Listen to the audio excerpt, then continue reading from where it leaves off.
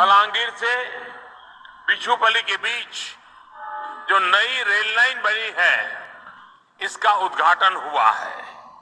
इसके साथ साथ इस पर नई ट्रेन को भी हरी झंडी दिखाई गई है। इसके लिए मैं आप सभी को बहुत बहुत बधाई देता हूं।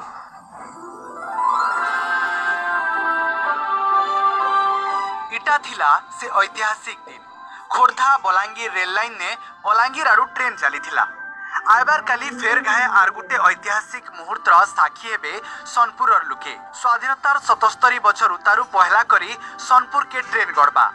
श्रीक्षेत्र पुरी नु पाताली श्रीक्षेत्र के ट्रेन सेवा मूल हेबा के जाउछि। प्रधानमंत्री नरेंद्र मोदी तार शुभारंभ करबे। डिसेम्बर 10 तारिख नु ट्रायल रन शेष होइतिबार बेल के ट्रेन चलबार नेकरी ग्रीन सिग्नल मिलिथिला।